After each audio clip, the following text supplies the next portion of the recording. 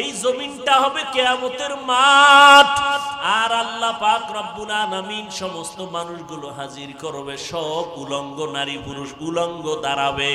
জমিনটা সমান, একদিকে সূর্যের গরম, বৈজ্ঞানিকরা বলে 9,30,00,000 মাইল উপরে সূর্য, সেই সূর্যটা দিনে ছিল রাতে নাই, এরপরও কিন্তু গরম সহ্য করা যায় না।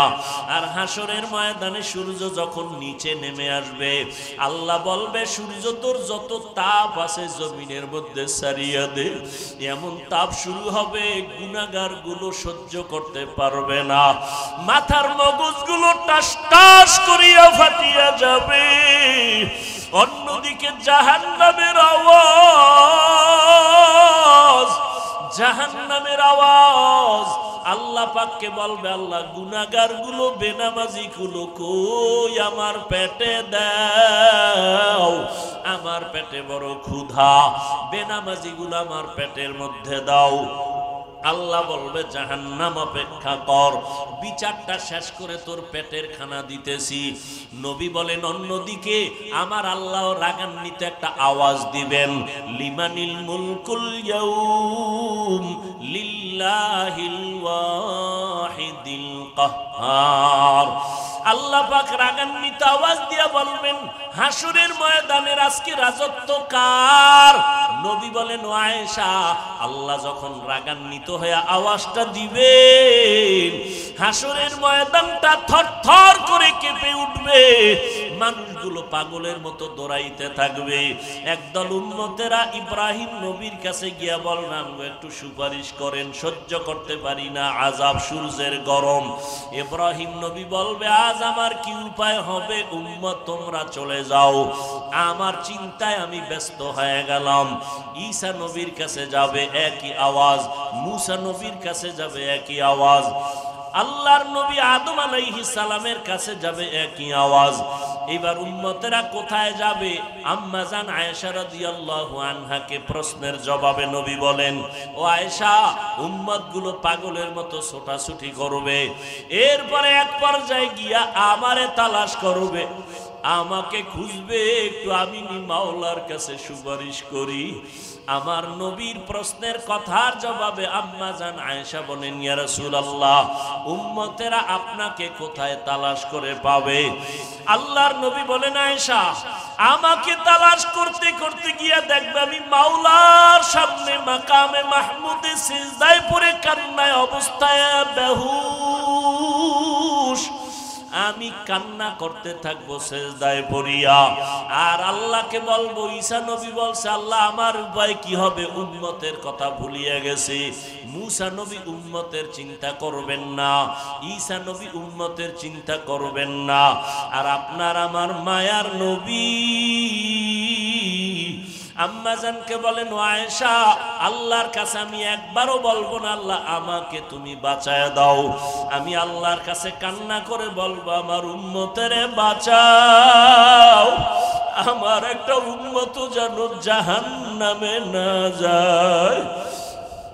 জাহান্নামের এক সেকেন্ডের গরম আমার উম্মতেরা সহ্য করতে পারবে না। ও আল্লাহ আমার উম্মত গুলোরে তুমি বাঁচাও। আম্মা জান আয়েশাকে নবী বলেন আমার কান্না দেখে আমার মাওলার কুদরতি অন্তরে মায়ার জোশ আসিয়া পড়বে। আল্লাহ বলবে নবীজি মাথা উঠান, আপনি কান্না করবেন না, আপনার উম্মত গুলো আপনি ধরে ধরে জান্নাতের পথে নিয়ে যান। আম্মা জান আয়েশা বলেন নবী আপনি তখন কি করবেন? আল্লাহর নবী বলেন ও আয়েশা, আমি তখন আমার উম্মত গুলো ধরে ধরে ধরে ধরে বাসিয়া বাসিয়া আমি জান্নাতের পথে নিয়ে হাউজে কাউসারের পানির কিনারায় লাইনে দাঁড় করাবো। আম্মা জান আয়েশা রাদিয়াল্লাহু আনহা বলেন ও নবী, কোটি কোটি কোটি মানুষের মধ্যে আপনি কেমনে চিনবেন আপনার উম্মত কারা? মূসা নবীর উম্মত, ঈসা নবীর উম্মত থাকবে, ইব্রাহিম নবীর উম্মতেরা থাকবে, আপনার উম্মত কেমনে চিনবেন? আল্লাহর নবী বলেন আমার ওই উম্মত যারা 5 বেলার নামাজ ওযু বানাইয়া আদায় করত, কিয়ামতের ময়দানে কোটি মানুষের সামনে আমার উম্মতের ওযুর অংশগুলো নূরের আলোতে ঝলমল করতে থাকবে। আমি আমার উম্মতগুলো ধরে ধরে কাউসারের কিনারায় নিয়ে যাব। হাউজের থেকে আমি নবীর নিজ হাতে আমার উম্মতের পানি পান করায় পিপাসা নিবারণ করব। নামি গোয়াম কে আজ দুনিয়া জুদা বাস বাহার কারে কে বাসি বা খোদা বাস। ও মানুষ, তুমি মশার কাছেও বড় দুর্বল, একটা পিপিলিকার কাছেও বড় দুর্বল।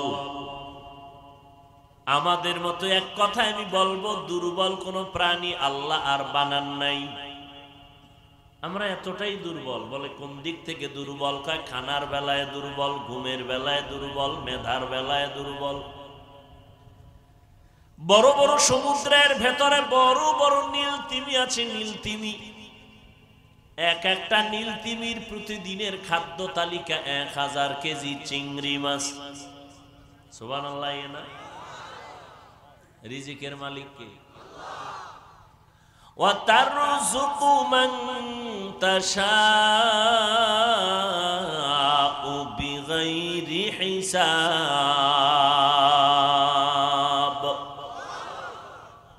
জঙ্গলে হাজারো লাখো প্রাণী না খাইয়া মরছে।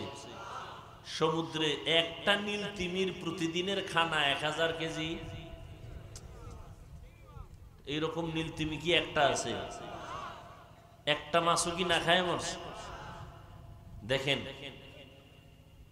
উড়ন্ত পাখি খোলা আকাশে উড়ে, আকাশের মধ্যে তো কোনো খাদ্য নাই, কিন্তু তাকায় দেখছেন ওই পাখিটা ডানা মেলে সকালবেলা বের হয়, সন্ধ্যাবেলা নিজের পেট ভরে বাচ্চার খানা নিয়ে বাসায় হাজির। ঠিক নেই? কোনো পাখি না খায়া মরে না। পিপিলিকা গর্তের ভেতরে তার রিজিক পাইতেছে সময় মতো, সাপ তার খানা পায়, কুকুর তার খানা পায়। কিন্তু এই মানুষ এত দুর্বল, আল্লাহ দুর্বল বানাইয়া মানুষটারে ছোট জায়গায় ফালায় রাখেন নাই। ও মানুষ, তোরে এত দুর্বল বানাইছি, মনটা ছোট করিস না, বরং একদিকে তুই এত দুর্বল, অপর দিকে তোর সম্মান সবার উপরে। ওয়ালাকাদ কাররামনা বানি আদম ওয়া হামালনাহুম ফিল বাররি ওয়াল বাহরি ওয়া রাযাকনাহুম মিনাত তাইয়্যিবাত ওয়া ফাদ্দালনাহুম আলা কাসীরিম মিম্মান খালাকনা তাফদীলা।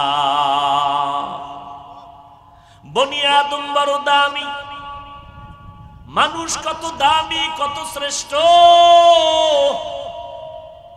মানুষের মতো শ্রেষ্ঠ কোনো প্রাণী আল্লাহ বানান নাই। নূরের সৃষ্টি ফেরেশতারাও শ্রেষ্ঠ না, মাটির সৃষ্টি মানুষ শ্রেষ্ঠ। ঠিক নেই? আগুনের সৃষ্টি জিনেরাও শ্রেষ্ঠ না, মাটির সৃষ্টি মানুষ শ্রেষ্ঠ। সংক্ষেপে দুই কথায় জবাব, মানুষের মতো দুর্বল যেমন কোন প্রাণী আল্লাহ বানান নাই, আবার এই মানুষের মতো দামি কোন প্রাণী আল্লাহ বানান নাই। মানুষের মতো দামি আর কোন প্রাণী আছে? ফেরেশতার দাম বেশি না মানুষের দাম বেশি? বুঝেন, ভালো করে বুঝেন। মানুষের দাম এত বেশি কেন? শক্তি বেশি? আল্লাহ কয় না, তুই দুর্বল, পিপিলিকার কাছেও দুর্বল, কিসের তোর শক্তি? তাহলে তুমি খাইতে পারো বেশি, এই জন্য তোমার দাম। কয় না না, মানুষ কি খায়?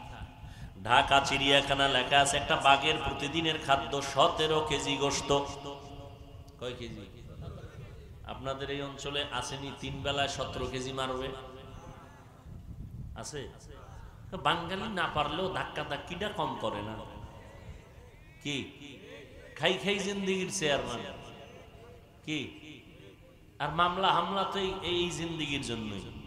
কারে মারবে, কারে খাবে, কে ছোট বানায় কারে বড়, নিজে বড় হবে। পরিণাম ফল বড় খারাপ। আল্লাহ পাক বলেন তুমি খানার বেলায় দুর্বল। জমিন একটা পাহাড় আছে, কোহে কাফ, ওই পাহাড়ের মধ্যে একটা প্রাণী বসবাস করত, নাম হলো সিমর্গ। ওই প্রাণীটার প্রতিদিনের খাদ্য তালিকা 40টা মোটা তাজা হাতি। সুবহানাল্লাহ। কে খাওয়ায়? গর্তাওয়াকুল মিকুনি হর সুবহ শাম মিরাসানা দরস্তে তু আজলা মাকাম जुज़्बा हक़ चीज़े मखाज़ इंसो जा फज़ले उआ मस्ते दर जुमला जहां अल्लाहु लतीफ़ुम बिइबादिही यर्ज़ुक़ु मन यशा व हुवल क़वियुल अज़ीज़। এই গরিবেরা, সুদ খাইতে দৌড়াও কেন? লোন উঠাও কেন? ধনী কি মানুষ বানায় না আল্লাহ বানায়? কথা বলেন। ধনী বানানোর মালিক কে? মানুষ কি কাউকে ধনী বানাইতে পারে? মানুষের কাছে যদি ধনী বানানোর চাবি থাকতো, আমাকে হুজুর গো কব তো আগে ফকির বানায় দিত। কি আল্লাহ বলেন আমি মানুষকে ধনী বানাই কারণ আমি শ্রেষ্ঠ ধনী। ইয়া আইয়ুহান নাস আনতুমুল ফুকারাউ ইলাল্লাহ ওয়াল্লাহু হুয়াল গনিয়্যুল হামিদ।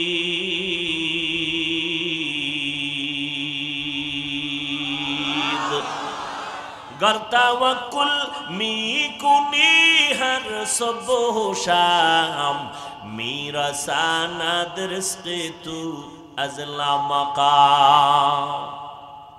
আল্লাহ বলেন ও মানুষ তোমরা সবাই ফকির। কে কয়?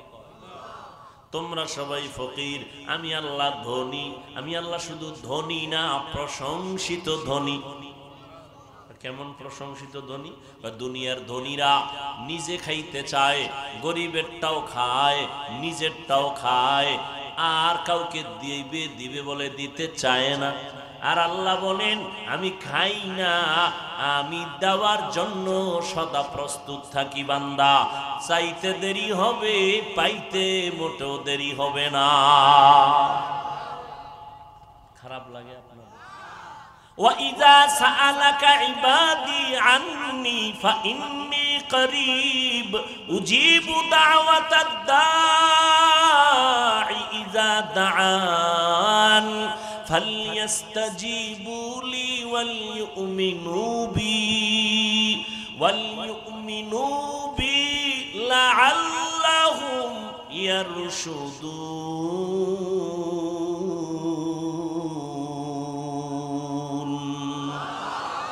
کلام زندہ قرآن حکیم حکمت اولا یزال ستو قدیم جمیع العلم فی القرآن حکیم تقاصرت عنه وفهم الرجال।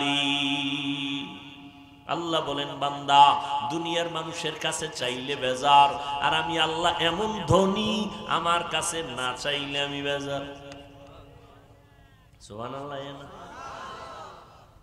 দুনিয়ার মানুষ দিব দিব বলে দেয় না, দরজা খুলে খুলে খুলে না। আর আমি আল্লাহ কেমন দয়ার মালিক, আমি দেওয়ার জন্য দরজা খুলে রাখছি। রাতে ডাক দিবি আমি আল্লাহ হাজির, সকালে ডাক দিবি আমি হাজির, নদীর মধ্যে বয়ে ডাক দিবি হাজির, সুন্দর বনের ভেতরে বয়ে ডাক দিবি আল্লাহ সেখানেও। কথা বলেন না কেন? অতিও গভীর হয় রজনী যখন নীরবে প্রভুর নাম জপিও তখন। প্রভুর করুণা যদি পাইবারে চাও গভীর রাতে উঠে প্রভুর গুণগান গাও। আল্লাহর কাছে চাওয়ার একটা টাইম আছে। ও বান্দা 24 ঘন্টা আমার আল্লাহ বান্দারে ডাকে, বান্দা আল্লাহকে ডাকেন 24 ঘন্টা। ফজরে আমরা আল্লাহরে ডাকি, জোহরে আল্লাহরে ডাকি, মাগরিবে ডাকি, এশায়ে ডাকি, আসরে ডাকি। কারে ডাকি? আল্লাহু আকবার, হাইয়া আলাস সালাহ, হাইয়া আলাল ফালাহ। আল্লাহকে ডাকি, রবের গুণগান গাই। আল্লাহ কয় এমন একটা টাইম আছে ওই সময় বান্দা আল্লাহরে ডাকে না, বরং আল্লাহ বান্দাকে ডাকে। আল্লাহ বলেন ডাক দে, ডাকার মতো ডাক দিবি। কি চাও বলা লাগবে না, ডাকার মতো যদি ডাকতে পারো বলা লাগবে না, দাও। আমি আল্লাহ তো তোর অন্তরের খবর জানি। ডাকার মতো যদি ডাক দিতে পারো, আমি আল্লাহ তোর মনের আশাটা চাওয়ার আগে পূরণ করে দিব। আতিনা ফি দারে দুনিয়া না হাসান, আতিনা ফি দারে উকবা না হাসান, ইয়া গিয়াসাল মুস্তাগীসিন ইহদিনা নাফতিখারা বিল উলুমে ওয়াল গিনা। হর গোরি দে নে কো তু তৈয়ার হ্যায়, जो न मांगे उससे तू बेजार है। খোলা আসমানের নিচে বসে আসরে যুবক, আমার মাওলাকে কলিজা দিয়া ডাক দিয়া বল, হে আল্লাহ আমার দেশের মানুষ বড় দুর্বল, আমার বান্দা আল্লাহ তোমার বান্দাগুলো বড় দুর্বল, গরম সইতে পারে না। ও আল্লাহ সূর্যের তাপ তুমি কমায়া দাও, যেখানে বৃষ্টির প্রয়োজন উপকারী বৃষ্টির ব্যবস্থা করে দাও। বলো আমিন। উপকারী বৃষ্টি চাই না ক্ষতির বৃষ্টি চাই? খুব বলতেও কিন্তু সাবধান, খুব সাবধান। ইয়া আইয়ুহাল্লাযীনা আমানুস্তাঈনু বিস-সাবরি ওয়াস-সালাহ। আল্লাহ বলেন সাহায্য চাও কেন?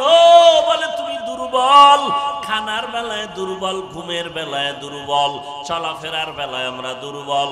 আমরা খুব জ্ঞানী, এই জন্য মনে হয় বড়। কয় না, তোমার আমার জ্ঞান, আমার জ্ঞানের তুলনায় আপনারটা কম, আপনার তুলনায় আমারটা কম। কথা ঠিক না? একজনে কোরআন শরীফ পড়তে পারে আর একজনে পারে না। যে পারে না তার তুলনায় বড়। আবার যে কোরআন শরীফ পড়তে পারে তরজমা পারে না, যে তরজমা পারে তার কাছে সে ছোট, যে তরজমা পারে সে বড়, যে তরজমা পারে তাফসীর পারে না, যে তাফসীর পারে সে বড়, যে পারে না সে ছোট। ঠিক নি? ও আল্লাহর বান্দারা, মেধার বেলায় আমরা বড় দুর্বল। ইঞ্জিনিয়ারিং পাশ করিয়া বিল্ডিং বানায় আঁকা বাঁকা হয়ে যায়, যায়নি? কিন্তু নজর করিয়া দেখ মৌমাছি কেমন ইঞ্জিনিয়ার। সুন্দরবনে গিয়া দেখো মৌ পোকায় বাসা বাঁধায়, একটা গাছের ডালের নিচে ঝুলে থাকে, রশি দিয়েও কোনো বাধা নাই, হালকা ঘাম লাগানো, ওই বাসার ভিতরে সুন্দরভাবে রুমগুলো সাজানো। মধু আছে 20 কেজি, ঠিক নি? মধু যেই বোতলে রাখা, বোতলের মুখগুলো খোলা, নিচে করা, এক ফোঁটা মধু গড়াইয়াও ভরে না, ঠিক নি? একটা রুম আঁকা বাঁকা নাই, ওদের মধু রাখার রুমগুলো আলাদা, বেডরুম আলাদা, ড্রয়িং রুম আলাদা, ডাইনিং আলাদা, বাথরুম আলাদা। আঁকা বাঁকা আছে? দুনিয়ার কোন মানুষ কোন তরল জিনিস, তরল পদার্থ কোন একটা পাত্রে ঢুকাইয়া মুখটা নিচের দিকে রাইখা ধরে রাখতে পারবে না, পড়ে যাবে। মৌমাছি এমন ইঞ্জিনিয়ার, সারা দুনিয়ার মৌমাছি মনে হয় যেন একই শিক্ষকের ছাত্র। রুমগুলো বানায় রাখছে, কোনো আঁকা বাঁকা নাই। 20 কেজি মধু আরো বেশি পরিয়াও যায় না, বোতলগুলো নিচের দিকে মুখ খোলা। ও বান্দা, তুমি তাহলে মেধার বেলায় দুর্বল। আগের দিনের বৈজ্ঞানিকরা যত কিছু আবিষ্কার করেছে, ইদানিং কালের বৈজ্ঞানিকরা বলে তাদের থিওরি ভুল। আমার মনে আছে মে মাসের 7 তারিখ, কি মাসের?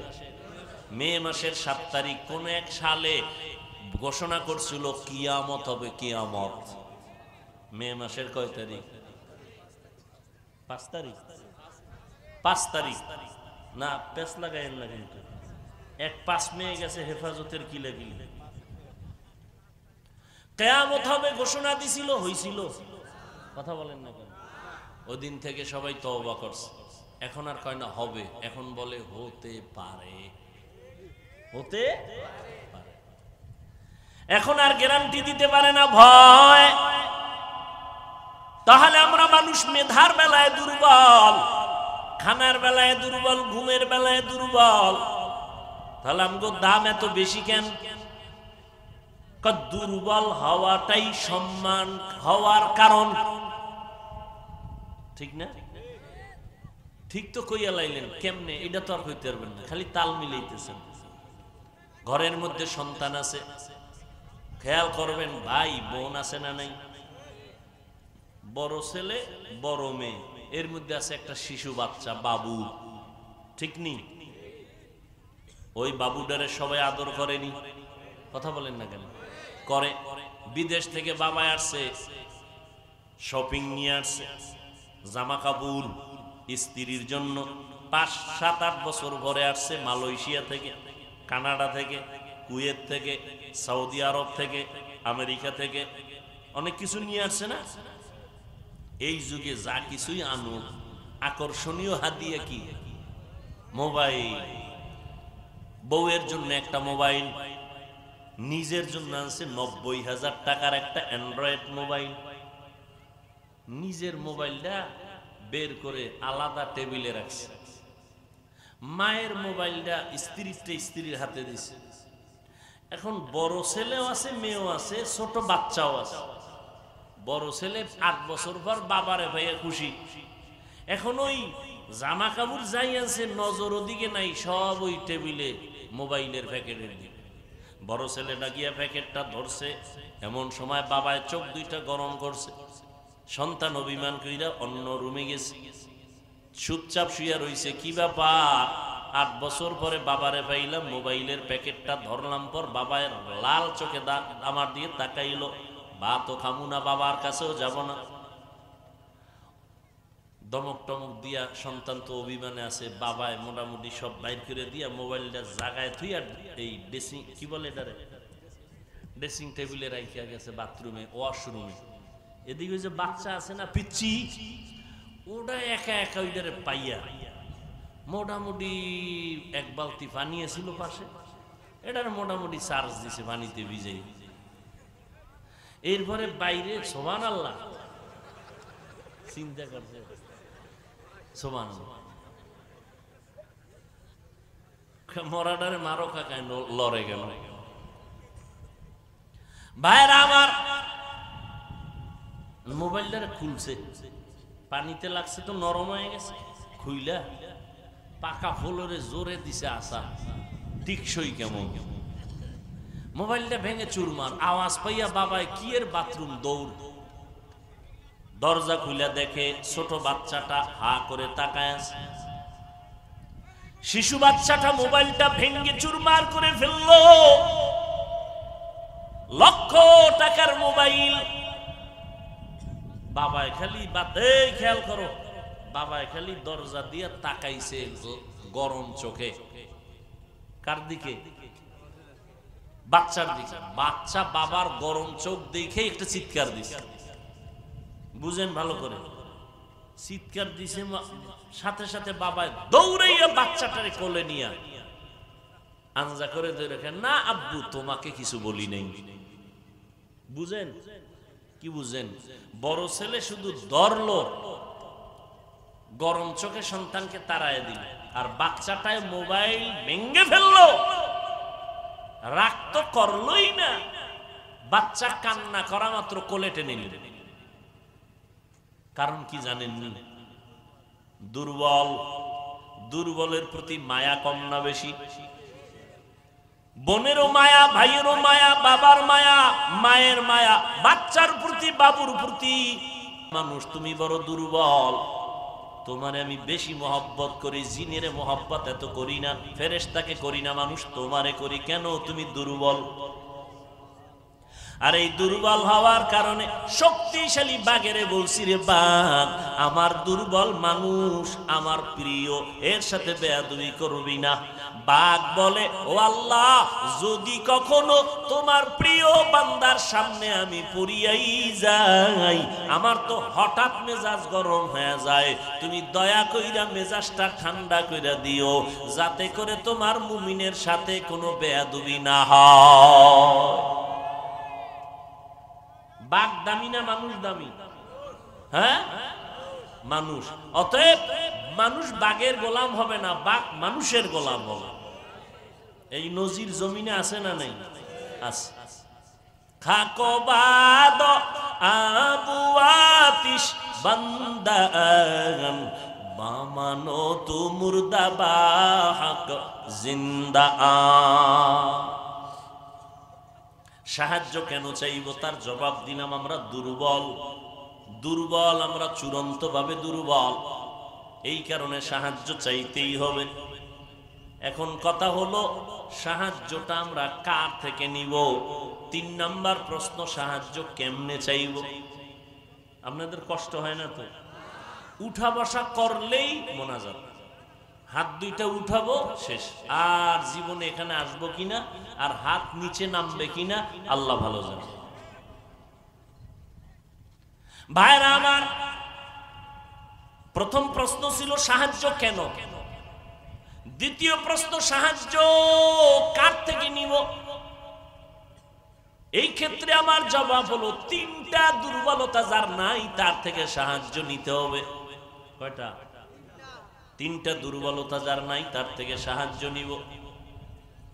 1 নাম্বার, যার পিছনে টান নাই, পিছে টান নাই।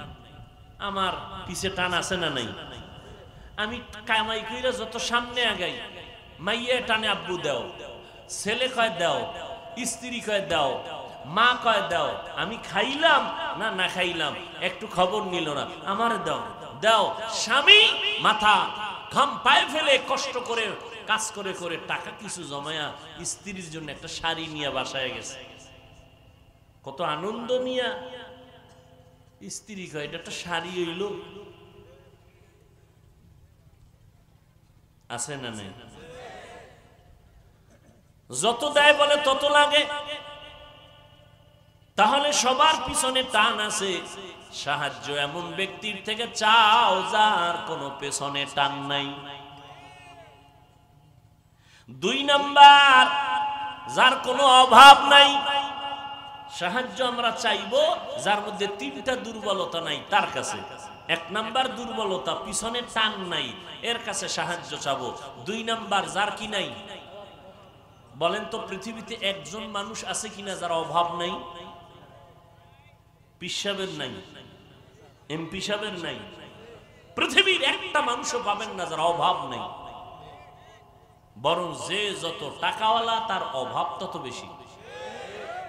গরিব অভাব 100 টাকায় সমাধান, কোটিপতির লক্ষ টাকায়ও সমাধান হয় না।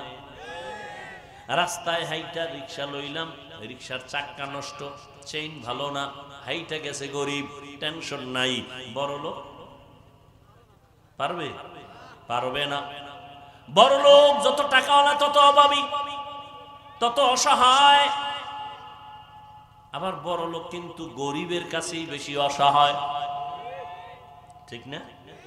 গরিবেরা যদি নদীর মধ্যে গিয়া মাছ না ধরতো, কোন সান্দুর জবানে মুখ দিয়া মাছ ঢুকতো না, ঠিক নেই? সুন্দরবনের যদি মধু খাইটা না আনতো তো মধু পাইতাম না। গরিবেরা যদি ময়দানে কাজ না করতো তো বড় লোকের ঘরের মধ্যে ধানের চাল যাইতো না, গমের আটা যাইতো না।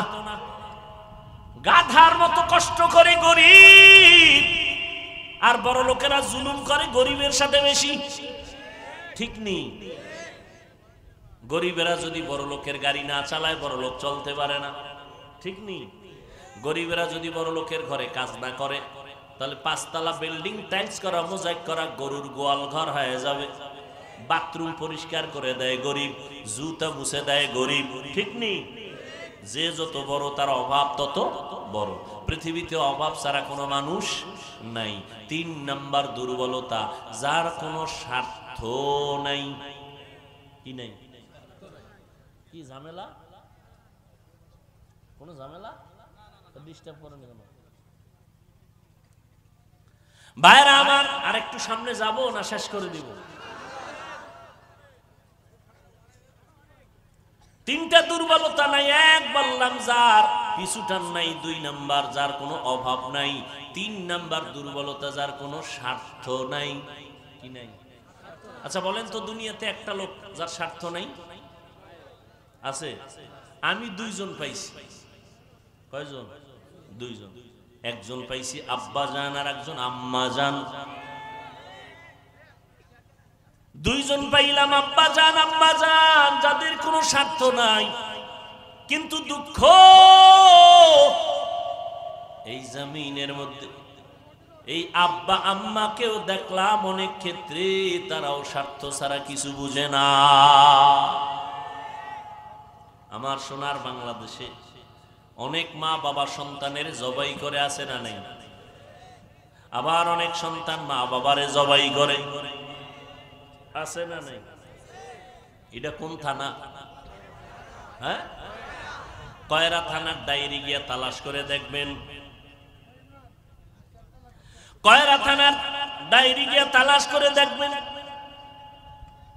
কত সন্তান মা বাবার বিরুদ্ধে মামলা করেছে, মা বাবা সন্তানের বিরুদ্ধে মামলা করেছে, আছে না নাই? তাহলে স্বার্থ ছাড়া কেউ নেই। গত কয়েকদিন আগের ঘটনা, আল্লাহ মাফ করেন, বাবা তার আপন মেয়েকে হোটেলের মধ্যে নিয়ে একা, আজকের রাতের জন্য তুমি আমার স্ত্রীর মতো। আরো জোরে বলেন।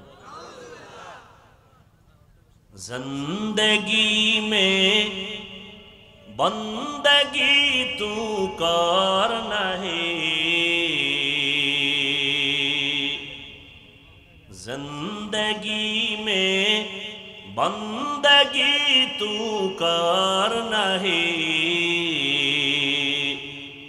जिंदगी बे बंदगी शर्मिंदा है, जिंदगी बे बंदगी शर्मिंदा है।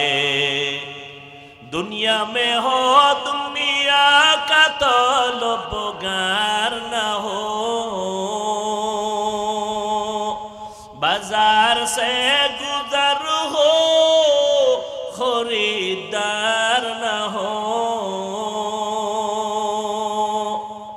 दुनिया में हो दुनिया का तलबगार न हो,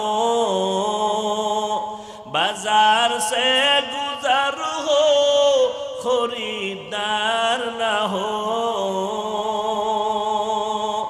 ये दुनिया एक मिसल कागज फूल है, ये दुनिया एक मिसल कागज फूल है, जिंदगी में बंदगी तू कर नहीं, जिंदगी में बंदगी तू कर नहीं, जिंदगी में बंदगी शर्मिंदा है, जिंदगी में बंदगी शर्मिंदा है। এরে নবীরা আশেক, সাহায্য কেন চাইবো তার জবাব দিয়েছি আমরা সবাই বড় দুর্বল। সাহায্য কার থেকে চাইবো জবাব দিয়েছি যার মধ্যে 3টা দুর্বলতা নাই, পিছুটান নাই, অভাব নাই। 3 নাম্বার কি বলছি? স্বার্থ নাই। এই 3টা নাই এমন কোন মানুষ জমিনে নাই। তবে একজনই আছেন যার কোনো স্বার্থ নাই, অভাব নাই, যার কোনো পেছনে টান নাই। তিনি হলেন আমার একমাত্র আল্লাহ। আমার আল্লাহর কোনো পিছনে টান আছে? আল্লাহর ছেলে মেয়ে আছে? লাম ইয়ালিদ লাম ইউলাদ উলাইকা ওয়ালেদু মাউলুদেরা উ খালেকা। আল্লাহ কাউকে জন্ম দেন নাই, কারো থেকে জন্ম নেন নাই, আল্লাহর কোনো পেছনে টান নাই, আল্লাহর স্ত্রী নাই যে বলবে আমারে দাও, আল্লাহর ছেলে মেয়ে নাই যে বলবে আমাকে আগে দাও। আল্লাহ বলেন আমার একমাত্র আপন হলো মানুষ, আমি বড় আদর করে মানুষ বানাইছি। আমি আল্লাহ দরজা খুলে প্রতিদিন ডাকি, প্রথম আসমানে আমি আল্লাহ ভোর রাত্রে হাজির হয়ে যাই। আমি আমার বান্দাকে দেওয়ার জন্য ভোর রাত্রে আমি প্রথম আসমানে আসি, বান্দাকে দেওয়ার জন্য। ও বান্দা কি লাগবে বল, আমি আল্লাহ তোমার আশা পূরণ করার জন্য রেডি হয়ে গেলাম। চাইতে দেরি হবে, আমি আল্লাহ তোমাকে দিতে মোটেও দেরি করব না। আল্লাহ দেওয়ার জন্য উদ্গ্রীব হয়ে আছেন। আল্লাহ বলেন বান্দা তুমি চাও আমি দিব। আল্লাহকে ডাকার মতো ডাকো, আল্লাহ জবাব দিবেন। উদউনি আস্তাজিব লাকুম। আল্লাহ তাআলা দেওয়ার জন্য আল্লাহ প্রস্তুত হয়ে থাকেন। আল্লাহর পেছনে কোনো টান নাই, আল্লাহর কোনো অভাব আছে নাকি? নাই। আল্লাহ পাক বলেন আমি আল্লাহ হলাম শ্রেষ্ঠ ধনী, আমি প্রশংসিত ধনী। ও আল্লাহর বান্দারা, আল্লাহর কোনো স্বার্থ পর্যন্ত নাই। আল্লাহ পাক বলেন আমার স্বার্থ আমার গোলাম, আমার বান্দা যা চাইবে আমি দেওয়ার জন্য রেডি হয়ে গেলাম। অতএব এতক্ষণ আলোচনার দ্বারা কি বুঝলাম? সাহায্য লাগবে, এটা ছাড়া চলা যাবে না। তবে কার থেকে সাহায্য চাইব? তার জবাব হলো আল্লাহর কাছে সাহায্য চাইব। আমার নবীর থেকে দামি কোনো পীর, আমার নবীজির থেকে দামি কোনো মুফতি, কোনো মুহাদ্দিস, কোনো মুফাসসির আছে? কোনো দার্শনিক? কেউ নাই। আমার নবী সমস্ত মাখলুকতের মধ্যে শ্রেষ্ঠ, ঠিক তো? এবার বলেন তো আমার নবীর হায়াত কত ছিল? 63 বছর হায়াত। আমার নবীর এই হায়াতে নবীর কিছু প্রয়োজন হইলে কার কাছে চাইতেন? আল্লাহর কাছে। আমার নবী যদি আল্লাহর কাছে চাইতে পারেন, আপনার আমার আল্লাহর কাছে চাইতে সমস্যা কোথায়? আল্লাহর কাছে কেন চাইবেন না? যারা আল্লাহর কাছে চাইতে রাজি না তারা বলেন আমার আল্লাহ কি দিতে পারে না? তাহলে কেন চান না? আল্লাহকে কি আপনার পছন্দ হয় না? যদি তাই হয় তো আল্লাহর কাছে কেন চাইবেন না? মাখলুকতের কাছে কেন চাইবেন? ওরে বান্দা, নদীর মাছ না খাইয়া মরে নাই, জঙ্গলের হাজারো প্রাণী না খাইয়া মরে না, উড়ন্ত পাখিরাও না খাইয়া মরে না। আমরা মানুষ বড় দামি, আমরা কেন না খাইয়া কষ্ট পাবো? বরং আমরা তো সবার থেকে রিজিক আগে পাবো। বনি ইসরাইল মুসা নবীর উম্মত, ঈসা নবীর উম্মত, আসমান থেকে ডাইরেক্ট খানা আল্লাহ পাঠাইতেন। সন্ধ্যাবেলা দেখতো জমিনের মধ্যে বৃষ্টির মতো হালুয়া পড়ে আছে, আর পাখির বুনা গোশত জমিনে পড়ছে। আল্লাহ কয় মুসা, আপনার উম্মত কিন্তু চালাক বেশি, আমি ডেলি যেই খানা দেই যেন ডেলি খেয়ে ফেলে, কালকের জন্য যেন রেখে না দেয়। চালাকি করলে খানা বন্ধ হয়ে যাবে। উম্মতেরা খানা পাইয়া মজা লাগছে, চিন্তা করছে পরে পাই আর না পাই, কিছু খাইয়া আগামী কালকের জন্য রাইখা দিছে। আসমান থেকে আসা বন্ধ হয়ে গেছে। রহমতের নবী বলেন মুসা নবীর উম্মত বনি ইসরাইল যদি চালাকি না করত, আমার উম্মতেরা কিয়ামত পর্যন্ত ডাইরেক্ট আসমানের খানা পাইতো। আল্লাহ আসমান থেকে খানা দিতেন। আল্লাহর কাছে সাহায্য চাইও। এখন অনেকে বলে অনেক চাইছি আল্লাহ দেয় না, এই জন্য চাওয়া বন্ধ করে দিছে। আল্লাহর কাছে অনেক চাইছি, দেয় না। ও আল্লাহর বান্দারা কেমনে চাইবেন? আমি শুরুতেই বলেছিলাম চেয়ারম্যান সাহেবের কাছে যদি কোনো বরাদ্দ চান নিয়ম আছে না? আল্লাহর কাছে কেমনে চাইবেন? আল্লাহ কয় দুই জিনিসের মাধ্যমে চাইতে হবে। কয় জিনিস? এক নাম্বার জিনিসের নাম ধৈর্য, দুই নাম্বার হলো নামাজ। আমগো মধ্যে দোনোটা ফুল আছে, ধৈর্যও নেই, নামাজও নেই। নামাজের মধ্যে নামাজ পড়ে মুসল্লি, 5 ওয়াক্ত নামাজ পড়ে না, পড়ে। এই যে রোজার মাস গেল, কত বরকতের মাস। এখানে এমন আশিকে রাসূল আছে রোজার মাস পাইয়াও রোজা রাখে নাই। কিছু কিছু কুলাঙ্গারেরা বলছে ঘরের মধ্যে কি ভাতের টান আছে, রোজা রাখবো কেন? আমরা কি ভাতের টানে রোজা রাখছি? আমরা তো আল্লাহর মহব্বতে রোজা রাখছি, ঠিক নেই? আবার একদল আশিকে রাসূল এই মাঠে আছে, রোজার মাস রোজা রাখছে, তারাবির নামাজ পড়ে নাই, বিআইপি মুসলমান নাই। আবার একদল তারাবি পড়ছে ঠিক, পুরা 20 রাকাত পড়ে নাই। আছে না নাই? কেউ আপনি পুরাটা পড়েন না কেন? কয় ওমরে ফারুক রাসূলের সাহাবীর সাথে ঘুমের ভিতরে আমার একটু ঝগড়া লাগছিল। কারণ 20 রাকাত তারাবি হযরত ওমর রাদিয়াল্লাহু তাআলা আনহু সাহাবায়ে কেরামদের মিটিং করিয়া এরপরে সিদ্ধান্ত নিয়ে চালু করেছিলেন মসজিদে নববীতে জামাতের সাথে। ভাইরা আমার, এখানে যে এত মানুষ, খেয়াল করবেন এত মানুষ, এমন আশিকে রাসূল এখানে আছেন আজকের ফজর ভরে নাই, জহুর ভরে নাই, আসর ভরে নাই, মাগরিব পড়ে নাই, এশাও ভরে নাই। এরা চিল্লাইতেছে হুজুর বয়ান বাড়ায় কইরেন, দরকারে ফজরও ভরুন না। কেন? কয় নামাজ না পড়লেও আমাদের দিল পরিষ্কার, আমরা গাঁজা খাইলেও কোনো টেনশন নেই, নেশা পান করলেও আমাদের দিল পরিষ্কার। এরে যুবক, কয়দিন আর বাহাদুরি করবি? এমন একটা দিন নাই যুবকের লাশের খবর নাই। পানির নিচে যুবকের লাশ, ঘুমের বিছানায় যুবকের লাশ, গাড়ির চাকার তলে যুবকের লাশ। কয়দিন আর বাহাদুরি করবারে বাবা? ও যুবক আল্লাহর গোলাম, তুমিও মুসলমান, আমিও মুসলমান, তোমার আল্লাহ আমার আল্লাহ এক, তোমার নবী আমার নবী এক নাকি আলাদা? তোমার আমার কোরআন, ধর্ম, কালেমা, কাবা সব এক।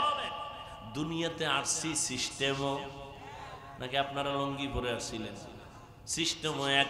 বিদায় বেলা কাফনের কালার হবে তাও নাকি? তাবলিগ ওয়ালাদের কাফনের কালার একরকম, চরমনায় ওলাদের কালার আর এক রকম। হ্যাঁ, কে ধনী কে গরিব, কে আলেম কে মূর্খ, কে ইমাম কে মুক্তাদি, কে ডাক্তার কে রোগী, কাফনে ঢুকার পরে সবার বাহাদুরি শেষ। না কাফনের উপরে লেখা থাকবে বড় হুজুরের লাশ, সব একাকার হয়ে যাবে। কাফনের কালারও এক, কবরের সাইজও হবে। কবরে রাখার পরে বিদায় হওয়ার পরে প্রশ্ন হবে 3টা, তাও এক। আমাকে যেই প্রশ্ন, আপনাকেও সেই প্রশ্ন, বেঈমানেরও সেই প্রশ্ন। প্রশ্ন 3টা, রবের পরিচয় দাও, ধর্মের পরিচয় দাও, রাহমাতুল লিল আলামিনের পরিচয় দাও। ও যুবক বাবারা, তোমার আমার আল্লাহ এক, নবী এক, কোরআন এক, কাবা এক, ধর্ম এক, কালেমা এক। কিন্তু আজকে বাবা দেখো, আমি টুপি মাথায় না দিলে লজ্জা লাগে। আর তুমি কেমন মুসলমান যে তুমি টুপি মাথায় দিতে লজ্জা লাগে? আমি মসজিদে না ঢুকলে লজ্জা পাই, আর তুমি মসজিদে ঢুকতে লজ্জা পাও। আমি পর্দা না করলে লজ্জা পাই, তুমি পর্দা করতে লজ্জা পাও। আমি মদিনার পোশাক না পরলে লজ্জা লাগে, তুমি মদিনার পোশাক পরতে বড় লজ্জা পাও। আসলে কারণটা কি? আমার আল্লাহর আযাবের ভয় তোমার অন্তরে নাই। সাহাবায়ে কেরাম জান্নাতের টিকেট দুনিয়ায় পাইয়াও মরণ পর্যন্ত কান্না কান্না কান্না। তাদের ইলম কত বেশি, আমল কত সুন্দর, তাকওয়া কত সুন্দর, ইখলাস কত সুন্দর। জান্নাতের গ্যারান্টি পাইয়াও তারা কান্না বন্ধ করেন নাই। তাদের তুলনায় আপনার আমল নাই, ইলম নাই, কোনো ইখলাস নাই। সেই তুলনায় আমগো কান্না করে করে মরিয়া যাওয়ার কথা। অথচ এত বয়ান, তাবলিগ ওয়ালাদের বয়ান, পীর সাহেবদের বয়ান, জুমার দিন খতিব সাহেবদের বয়ান, এরপরও কান্না নাই। যদি কেউ কান্না করে, কিছু নেমো খারামেরা তাকায় তাকায় হাসে আর কয়, দেখ লজ্জা নাই কেমনে কাঁদে। অথচ আল্লাহ কোরআনে বলেন ফালিয়াজহাকু কালিলান ওয়ালিয়াবকু কাসীরা, কম হাসো বেশি বেশি কান্নার এত দাম এত ফজিলত। মদিনার নবী বলেন গাভীর ওলান থেকে দুধ বের করিয়া ভেতরে যেমন ঢুকানো সম্ভব না, যারা আল্লাহর আযাবের ভয়ে গুনার কথা স্মরণ করিয়া এক ফোঁটা চোখের পানি ছেড়ে কান্না করবে, আল্লাহর নবী বলেন ওই কান্নাওয়ালা বান্দা বান্দিকে জাহান্নামে ঢুকানো সম্ভব না। এ যুবকেরা, আমিও তোমার মতো প্যান্ট শার্ট টাই লাগাইয়া দাড়ি কাইটা যদি রাস্তায় মাস্তানি করতাম, কেউ আমারে বাধা দিত না। টুপিটার কারণে মাথায় গরম লাগে, তোমার থেকে কম বুঝি না। দাড়ির কারণে যৌবনের ভাব চলে যায়, তোমার থেকে কম বুঝি না। লম্বা জামাটা পরার কারণে শরীর গরম লাগে, তোমার থেকে কম বুঝি না। এরপরও কেন নামাজ সারি না, বেপরদায় চলি না, আবার পাও ধইরা ধইরা কত বিনয়ের সাথে তোমাকে বুঝাইতেছি রে বাবা। এ আল্লাহর বান্দারা, কারণটা কি? একমাত্র কারণ আমার আল্লাহর কোরআন সত্য, নবীর কথা সত্য রে বাবা। এক জাররা পরিমাণ গুনাহ নিয়ে যদি কবরে যায়, আল্লাহর কোরআন সত্য, নবীর হাদিস সত্য। আল্লাহ বলেন ইন্নাল আবরারা লাফি নাঈম ওয়া ইন্নাল ফুজ্জারা লাফি জাহিম। নেক আমলওয়ালারা জান্নাতি, গুনাহ যারা করবে তারা জাহান্নামের যাত্রী। আমার মায়ার নবী আম্মা জান আয়েশা রাদিয়াল্লাহু তাআলা আনহার ঘরে বসে বসে কান্না করেন। আম্মা জান বলেন ইয়া রাসূলুল্লাহ, আপনি কাঁদেন কেন? মায়ার নবী যার কোনো গুনাহ নাই সেই নবী বলেন আয়েশা, হাসরের ময়দানে ভয়ঙ্কর অবস্থার কথা মনে পড়ে আমার কান্না শুরু হয়ে গেল। আম্মা জান আয়েশা বলেন নবী কেমন ভয়ঙ্কর হবে হাসরের মাঠটা? আমার মায়ার নবী বলেন এই জমিনটা হবে কিয়ামতের মাঠ, আর আল্লাহ পাক রব্বুল আলামিন সমস্ত মানুষগুলো হাজির করবে, সব উলঙ্গ নারী পুরুষ উলঙ্গ দাঁড়াবে, জমিনটা সমান। একদিকে সূর্যের গরম, বৈজ্ঞানিকরা বলে 9,30,00,000 মাইল উপরে সূর্য, সেই সূর্যটা দিনে ছিল রাতে নাই, এরপরও কিন্তু গরম সহ্য করা যায় না। আর হাসরের ময়দানে সূর্য যখন নিচে নেমে আসবে, আল্লাহ বলবে সূর্য তোর যত তাপ আছে জমিনের মধ্যে সারিয়া দে। এমন তাপ শুরু হবে গুনাহগার গুলো সহ্য করতে পারবে না, মাথার মগজগুলো টাস টাস করিয়া ফাটিয়া যাবে। অন্যদিকে জাহান্নামের আওয়াজ,